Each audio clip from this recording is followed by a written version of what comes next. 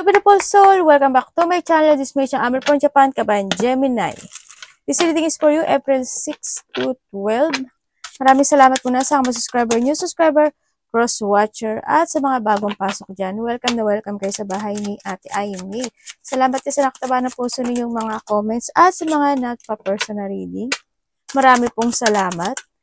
Kung energy nyo lang ang gusto nyo makuha natin, all the details para sa personal reading ay nasa baba ng video na ito. This is a general reading. Kunin mo lang sa'yo at itapon ang hindi sa'yo. Maaring ito is a vice versa.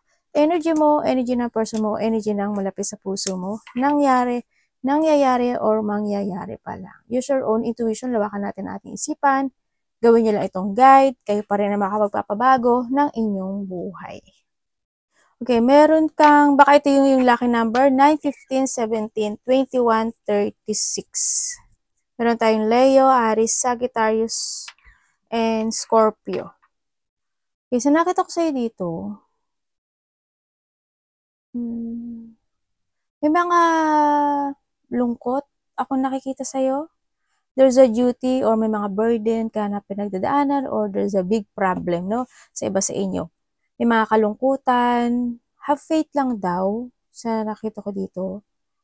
As long as meron kang faith, na hindi naman magkakaroon naman ng growth dyan, no? Sa nakita ko dito. Maari rin yung iba sa inyo, meron kayong tinutulungan na isang tao na, or maari ikaw to na nakakaranas ng kalungkutan or hindi yung para may pinagdadaanan siyang hirap, no? Sa iba sa inyo. Or maaring kayo to sana walang nawala, no? Sa nakita ko, sana wala naman sa iba. And then sa nakikita ko naman sa inyo, nagkakaroon ng mga blockage sa inyo. Kumaga may mga obstacle ka na pinagdadaanan this time. May konting delay kasi may mga gusto ka umpisahan, pero dahil sa gusto mo umpisahan na isang sitwasyon na yun, nagkakaroon ng blockage dun. Kaya medyo magkakaroon siya ng konting delay sa ibang aspeto ng buhay mo. No, maaring may mga situation ka sa iba sa inyo na gusto mo i-structure, kaso may delay dun. May mga challenge ako na nakikita sa'yo. May mga tao, parang may taong galit sa'yo or may enemy ka dito no, sa nakita ko dito. Yun. Sa iba naman sa inyo, nandito yung situation na nagkakaroon ng mga reflection from the past situation. Ako na nakikita sa'yo na maaring ito is connected sa'yo. Maaring anak mo, maaring yung tao na pinoprotektahan mo, or maaring ikaw, sarili mo, baka nagkakaroon ka ng reflection from the past. Nagkakaroon kasi ng emotions, no? Feeling emotions sa nakikita ko dito. Iba sa inyo, maaring handin yung sitwasyon na you need to protect your money or yung finances mo sa nakikita ko dito. Or someone want na protection. Baka may pinoprotektahan ka or may taong gusto kang protektahan. I-vice versa mo yun kasi may isang vice versa yung ano ito. May paglipat. Ako nakikita sa iba. Hindi ko alam in what way yung paglipat. Lilipat ka ba ng lugar, ng bansa, ng bahay, may ililipat ka ba, mga ganun. May paglipat ako nakikita, pero may konting delay ata. Or someone, no, na you want to protect sa nakita ko dito. Pero may blockage eh. May mga pagtulong ako na nakikita, maaring may tutulungan ka o may tutulong na tao sa'yo. Sa iba naman sa inyo, may mga papuri ako nakikita. Yung makakaramdam ka ng love o mga papuri sa mga kaibigan mo, sa mga tao na nagmamahal sa'yo. May mga kasiyahan naman kahit papaano. Ang nakikita ko, kasi kung wala ito, okay, maano kung perfect siya. Pero hindi ko nakikita eh. Pero yun lang ang nakikita ko. Siguro sa iba sa inyo, may hindi walang blockage, diba? Sa iba kasi merang ang daming blockage sa nakita ko dito. Maaring makaka-receive ka ng gift or you will give a gift. Kahit paano naman may joy, happiness sa ibang aspeto ng buhay mo sa nakikita ko dito. Siguro kasi makakaramdam ka ng pagpapahalaga o pagmamahal sa ibang tao. Diba? Yun. Yung iba sa inyo na dito kayo sa sitwasyon nyo na bumabalik naman yung lakas ng loob nyo, kaso may mga bagay o sitwasyon na nagiging challenge sa inyo, no? Na nabablockage siya o nagkakaroon ng obstacle. Nahaharangan siya, kumbaga. May taong matigas ang ulo, no? Or maari ikaw din, matigas sa ulo mo, or sino man. Parang may taong matigas ang ulo. Maaaring makaka-receive ka ng mga pambobola sa ibang tao, no? Or ikaw ang mabobola. Tingnan natin yung energy mo. Gemini. Ano energy ni Gemini this week?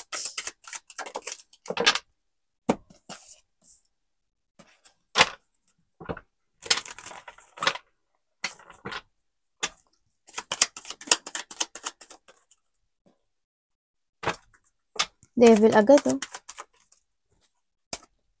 Ano po to?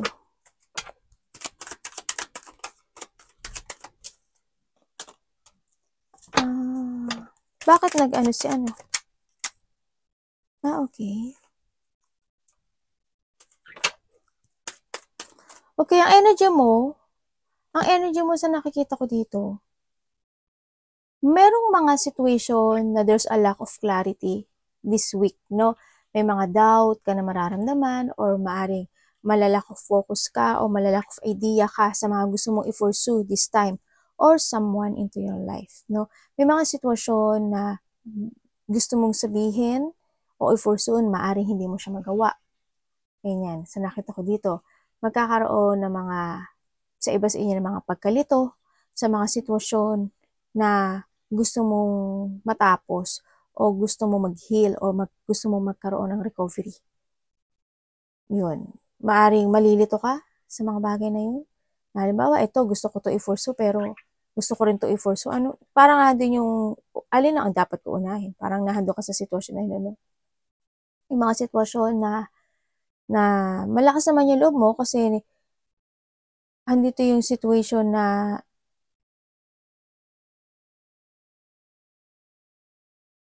maaari kasing may mga sitwasyon na it's more on negativity kasi itong nakikita ko eh.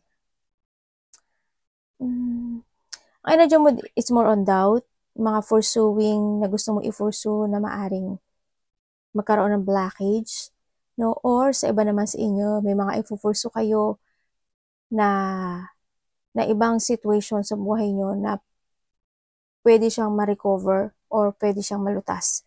Tingnan ko nga. Kasi nandito rin may ano ka,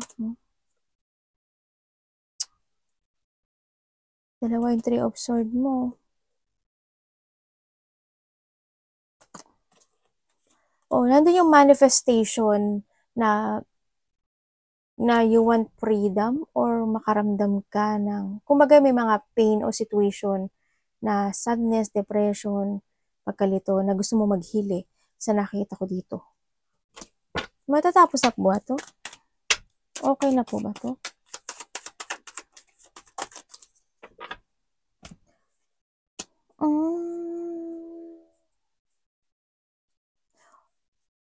Oo, kasi ang nakikita ko dito, kung may mga bagay o sitwasyon ka na hindi mo masabi noon o hindi mo magawa this time, parang nakikita ko dito is you're starting to reclaim yung power mo or yung belief mo. Sa nakita ko, parang nire-restore mo yung control mo sa sarili mo dito. Kung dati hindi mo kayang gawin o magsalita o magsabi ng mga gusto mong sabihin o actionan, yung mga gusto mong actionan, baka this time maisip mo na gawin mo yung bagay na yun. Yun. Sana walang pagdadalawang isip ha. Nakita ko tayo, wala din eh. Nangyari sa'yo. No? Iba dito nagdadalawang isip. Iba dito may mga gusto kayo i-force na hindi niyo magagawa. Any idea, any action, project, or any situation, may mga gusto ka i-recover eh. Pero may konti doong kailangan asikasuhin, ayusin, o i-process, no? Sa nakikita ko dito. May tao daw na may tao na gustong makipag-reconciliation sa'yo or gusto niya makipag-usap. Either gusto niya mag-share ng problema or gusto kanya lang kausapin or gusto niya reconciliation. Yan ang nakikita ko dito. Pero, hindi ko nakikita yung action niya. They manifesting. Nagmamanifest siya na magkaroon ng recovery, acceptance, o matapos na yung mga pain na sitwasyon na pinagdadaan. May tao ako nakikita nito.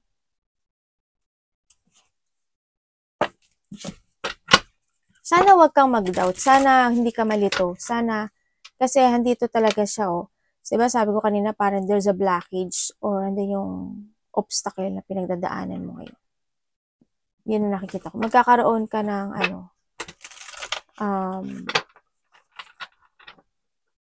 mga misinformation, creative block, mga unproductive situation, ganyan. So, nakita ko sa'yo.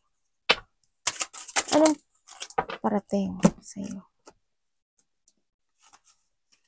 Medyo ang dami mong iniisip, ano? Tingnan natin. Pati ng mata ko, ah. Ano po to, universe?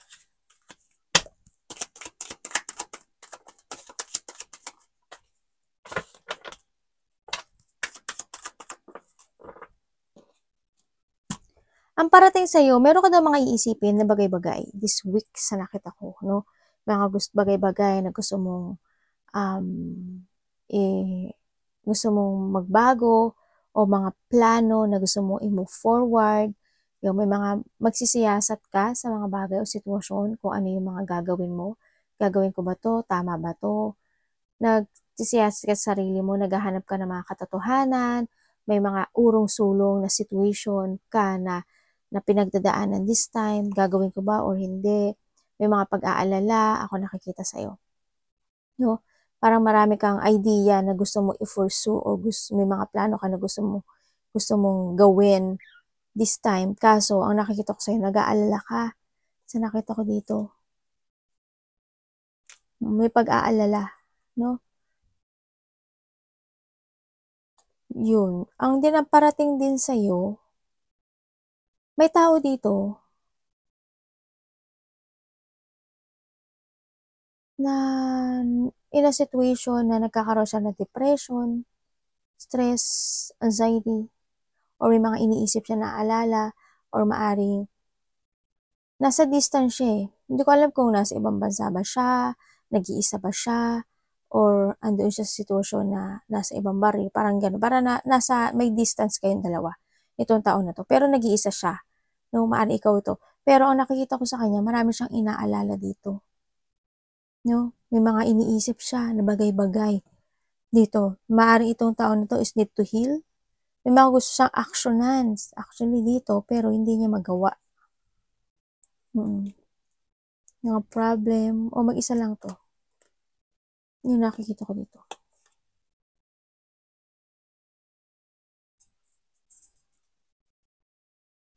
Sa iba naman sa inyo, this week, ang nakikita ko sa inyo, meron daw kayong magkakaroon kayo ng choices in life. No? Either to a love life, either sa mga idea mo, ganyan. May mga iisipin ka daw. Maaring magdi-daydream ka, fantasizing, ganyan. May mga either opportunities na darating sa buhay mo, sa nakikita ko dito, na maaring pag-iisipan mo yon. No? Pero ang sinasabi dito, if ever na magkakaroon ka ng choices sa buhay mo, kailangan, you need to trust more to your intuition kung kailangan mo i-forward yon o gawin na yon. No? Pag-isipan mo maigi. And then, maging patient ka lang daw para hindi ka mag-miss dun sa situation.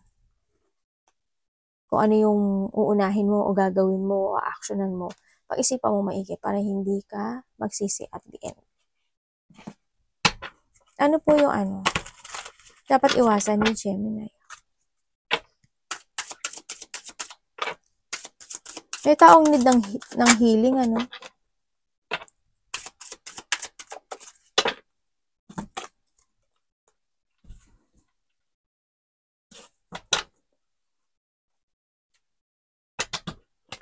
dapat mong iwasan. Baraha mo. Tasik. Tingnan natin, bakit po ito ang dapat niya iwasan? Anong ibig yung sabihin?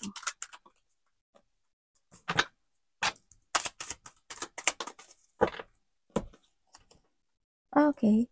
Okay, ang iwasan mo daw, yung isang sitwasyon sa buhay mo na hindi ka magkaroon ng plano na mga bago or iwasan mo yung mga situation na namahang ka lang sa isang sitwasyon na wala kang gagawin. Yun nakita ko dito. And then, iwasan mo din yung mga nakaraan ng situation na tapos na, no? Sa nakita ko dito, you need to move on na.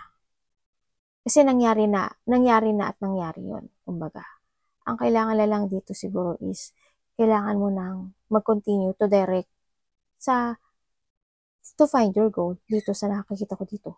Be contented kung ano may meron ka sa ngayon sa nakita ko dito. Iwasan mo din yung mas stagnant ka in your situation at magkaroon ng delay or hindi naman sinasabi na magmadali ka. Pero you need to be very careful when it comes to a plan. Ganun. And iwasan mo din yung kasi you need mo na kasing bumitaw sa isang sitwasyon mo sa nakaraan. Yun na sabi.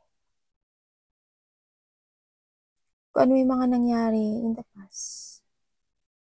Yun. Need to move forward. You need to keep moving to reach your goals. So, nakikita ko dito kasi may mga part ng buhay mo o aspeto ng buhay mo na still na nai-stuck ka pa doon. Natatrap ka doon sa nakikita ko dito. No, siguro is time na rin to move on. Pero nasa sa inyo pa rin to ha. Nasa inyo pa rin to.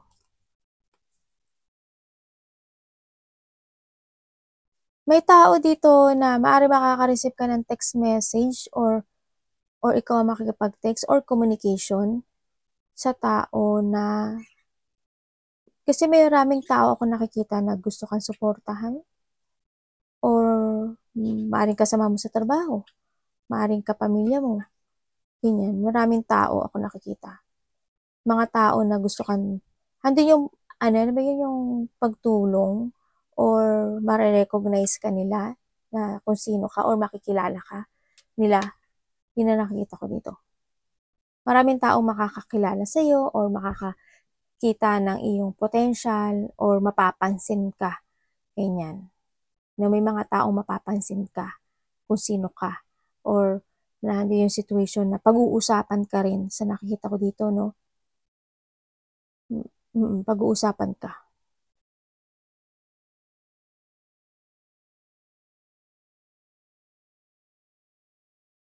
Magkakaroon ng communication ano sa tao in the past or tao na nakakonect sa'yo. Maaring kapatid mo, maaring karelasyon mo, meron. Maari yung ikaw o ikaw ang magko-connect ha. Love. Love is sa lahat. Kapatid, anak, magulang, karelasyon.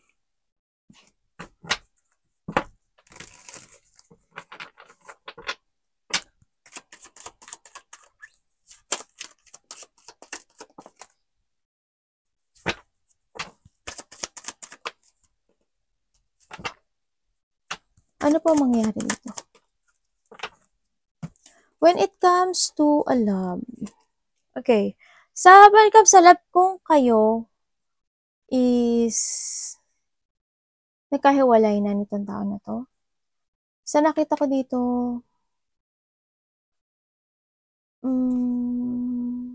iba dito family related no? Dito si family Iba dito family. Kung kayo is nagkahiwalay nito, nagkaroon na talaga ng movement. Maaring ngayon is andun na lang kayo sa friend, no? Sa nakikita ko dito. Maaring nag-uusap din kayo minsan or nagte-text or nagkakaroon pa rin kayo ng connection. Pero ang nakikita ko dito is a friend. No? Or this person is kahit na nag-move on na siya, gusto niya na maging kaibigan ka pa rin niya. Yun ang nakikita ko dito ha. Or ikaw ito, no? Maaring iba sa inyo, bilak niya na tong tao na to, no? Or hindi na talaga kayo nag-uusap. Kasi nagkaroon na ng resetting. Pero nandito kasi isang tao, may tao kasi dito na na hindi niya alam kung tatawagan ka niya, kakausapin ka niya, iti-text ka niya. Pero gusto niya, friend. Or maaring iba sa inyo, nagkaroon ako ng connection. Diba? Yung iba naman sa inyo, nagkakaroon na ng movement. Kumbaga, maaring kinat nyo na at nagkaroon na ng transformation sa inyo dito. Kumbaga, dito na rin yung pag-alis sa situation sa nakikita ko dito. Kung kayo is magkasama nitong tao na to, sa nakikita ko naman, ando naman yung awareness nyo sa isa't isa. No? Ang nakikita ko dito, oo, siguro andun yung minsan, hindi kayo nag-uusap or may pagka-cold yung isa sa inyo. Pero ang nakikita ko naman sa inyo, friend. Yun na nakikita ko sa inyo, Siguro, siguro nga, baka love nyo nga isa't isa. Pero sa nakita ko dito, friend, andun yung they give you love and support to each other sa nakikita ko dito. Andun naman yung ginagawa mo yung lahat or ginagawa niya yung lahat when it comes in this relationship. Kumbaga, oo, andun na yung point na may mga lamat na rin yung relationship pero ginagawa pa rin ng isa na hindi totally mag-end yung relationship. Yun na nakikita ko. Yun. Iba sa inyo, may mga bago daw kayo makikilala. May mga bago makikilala, and then, or yung iba naman sa inyo is, may tao dito na kakausap sa'yo. Kaibigan mo. Friend. Or ikaw makikipag-usap. Yan.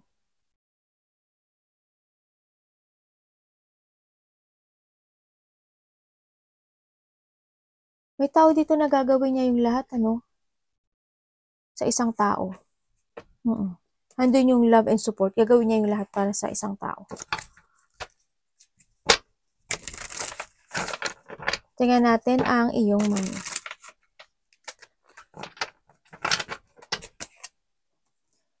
Kamusta ang money ni Gemini? Uy, ganda naman yung money mo. Tingnan natin.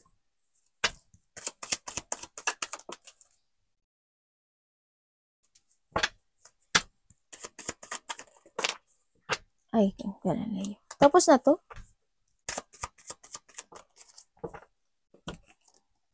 Oh, okay. So when it comes to your money, kahit naman papaano, sa nakikita ko dito, meron ka naman, no? Yun nga lang, medyo lumalabas talaga yung pera mo sa nakita ko dito. Kumbaga, maaring may mga ipon ka na nalalabas mo na. Parang nasabi ko na to dati sa'yo, no?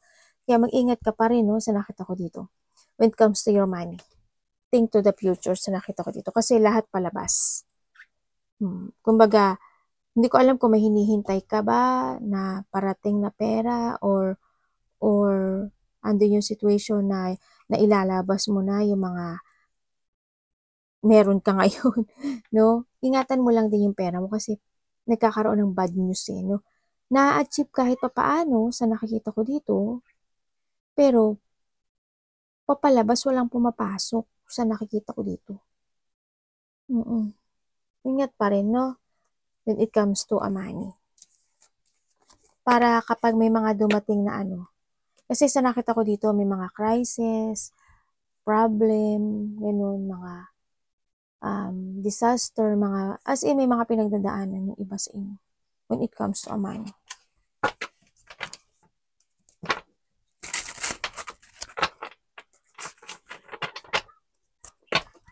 Any opportunity ni Gemini?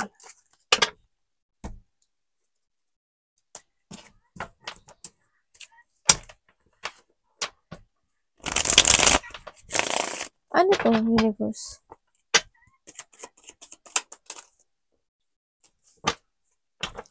Alam mo, palagi kita nakikitang nakahang. Promise. Nangyari sa'yo.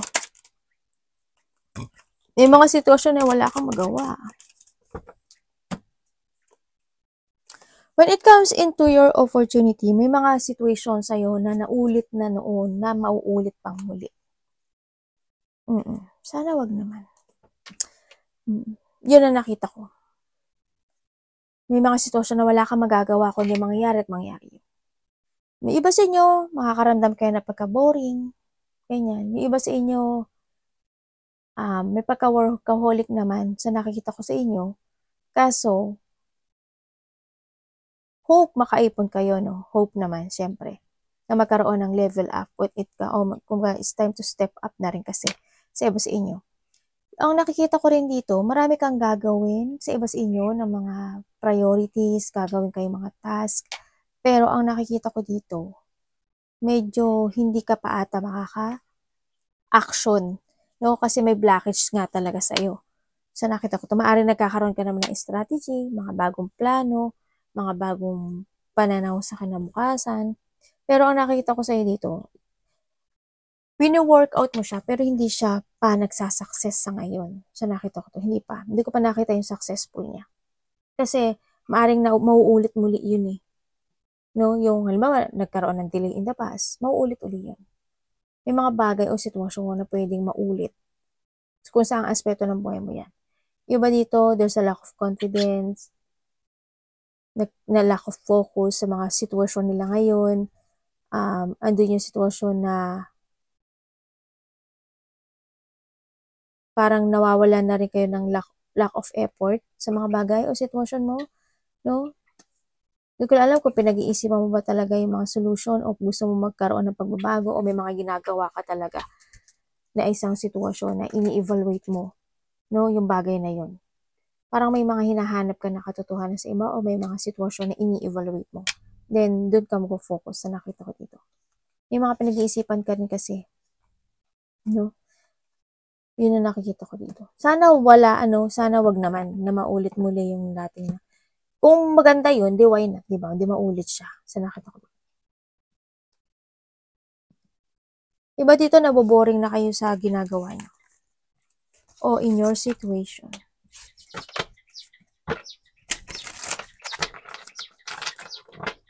Universe, ano ang advice mo kay Gemini?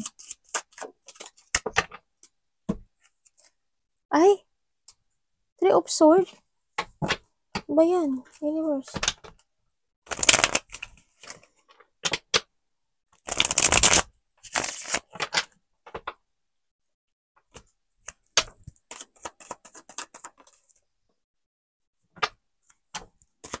You need to be strong. At huwag kang mawawala ng pag-asa. Okay. Sa nakikita ko sa'yo dito, meron mga bagay o sitwasyon na kailangan mo daw magpakatatag. No? Ang sinasabi dito. May tao dito, siguro magulang mo to.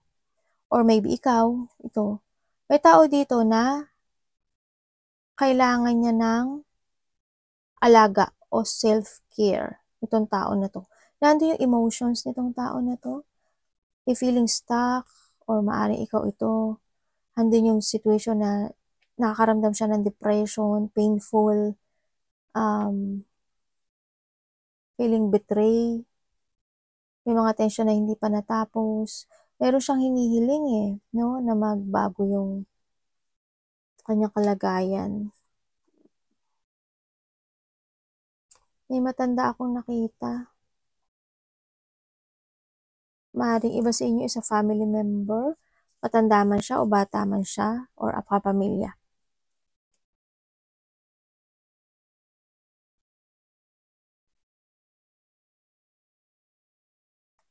Okay. So, nakita ko dito, unexpected, a blow of emotions. So, nakita ko dito, no?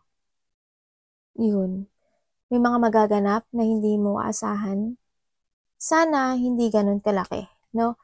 May mga disappointment, intense, deep hurt, sorrow, lungkot, wag sanang may umiyak, sana walang mawala, ganyan, or andun yung sitwasyon na makakaramdam pa ng sadness, depressions. So, iba dito, you feeling separate or baka, wag naman sana magkaroon ng separation, no? At wag naman sana magkaroon ng loss. No, wag naman sana ganun. So, nakita ko dito. May mga ganun sitwasyon, may mga unhappiness situation. kuhanin mo lang yung sa'yo dun, no? Sa nakita ko dito. And advice. Kasi yung iba sa inyo, you are feel pain.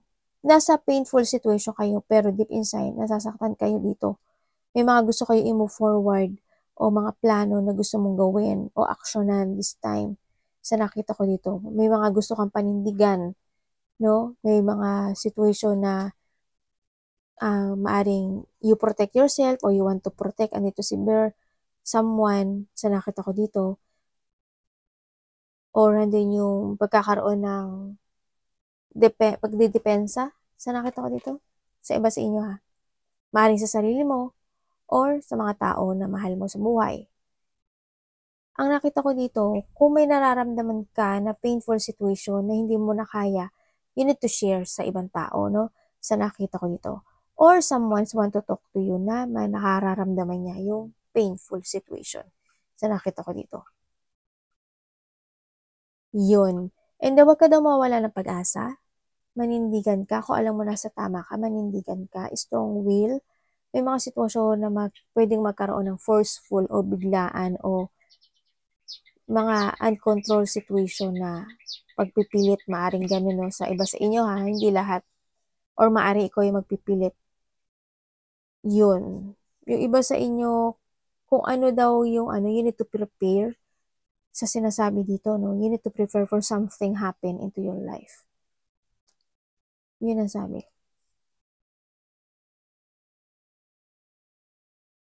Pero kung may mga plano ka daw, gawin mo daw yun sa nakikita ko dito. Mag-try ka daw na mag-try, mag-explore ka na mag-explore, magkaroon ka ng progressing o mga i-forward mo yung mga gusto mong plano, ganyan. Sa nakita ko dito. Huwag ka daw mawala ng pag-asa, sabi dito. And syempre, you need to evaluate o magkaroon ka ng self-evaluation sa sarili mo rin, and learn from the past sa iba sa inyo. Kailangan sa inyo ngayon is a transformation. Sabihin, kailangan nyo nang magkaroon ng pagbago, ganyan. Kumbaga, kung nasa sad ka, huwag kang mag-focus sa sadness, mga ganyan. Mag-focus ka at ibalik mo yung confident mo sa nakita ko dito. Ganyan. Arigato naman sa God bless.